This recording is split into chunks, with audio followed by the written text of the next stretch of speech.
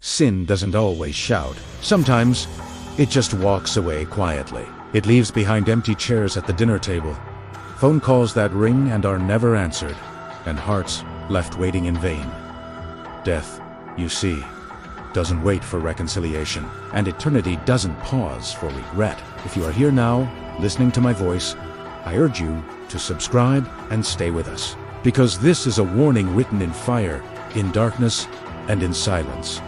There was a man who once had a family that knew his voice, his habits, his familiar presence at the table. But over time, distance began to replace closeness. His daily life started to center more and more on himself, his own plans, his own comfort, his own idea of freedom. Mornings began without the weight of responsibility, and evenings ended without any sense of accountability. He started to convince himself that this independence was strength, that this detachment was a form of peace. His personality hardened slowly, he learned to avoid conflict by simply avoiding people. He began to dislike being needed. He resented the feeling of obligation.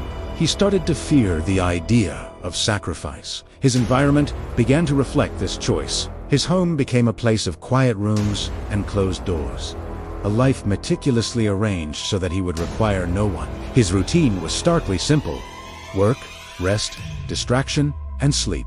This cycle repeated day after day, without interruption, without any shared moments. His entire worldview was being shaped by this escape. To him, family started to feel like a weight. Commitment felt like a loss. When calls came in from loved ones, he would delay answering. When messages arrived, he would read them and then ignore them. The abandonment of his family didn't happen in a single, dramatic act. It unfolded gradually through a persistent absence, through a deepening silence, through choosing distance again and again and again. He had opportunities to return. There were moments he could have apologized, moments he could have reconnected. He knew where the light was. He knew the way back home. But the darkness, the isolation, it demanded so much less of him. Emotionally, an emptiness began to grow inside him. The freedom he thought he had achieved started to lose its taste. A profound loneliness settled in, a feeling he refused to name but could not escape. Relationships dissolved. Birthdays passed by unnoticed. He heard of illnesses but offered no comfort, no support. Spiritually, he drifted further and further away. Prayer, once a part of his life, faded into a distant memory. God became someone he planned to seek one day, when life finally slowed down, when things were less complicated. But that day never came. Warnings did come, but they were quiet. He would have dreams of empty houses, dreams where he would hear voices calling his name from far away, dreams of hands reaching for him but never quite touching.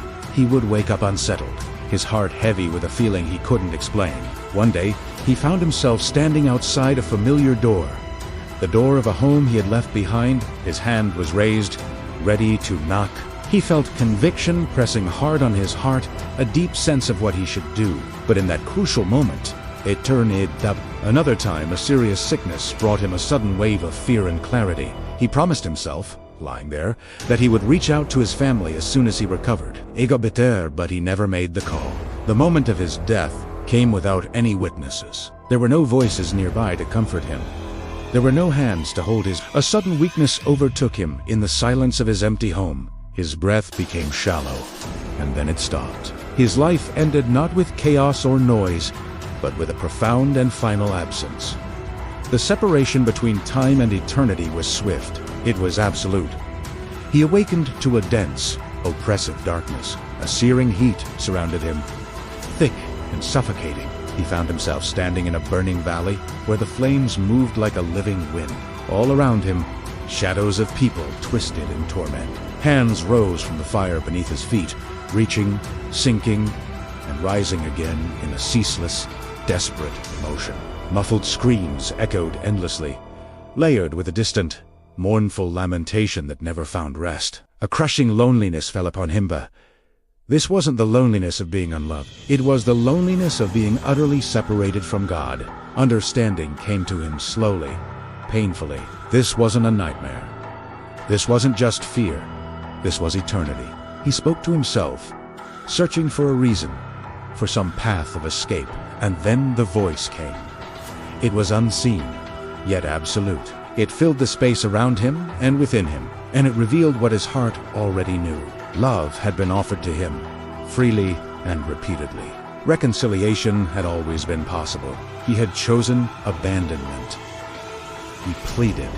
He wept. He begged for just one more chance to go back, to embrace the family he had left behind. But the flames did not part. The voice answered him with a final, unchangeable truth. There was no return. Time had ended.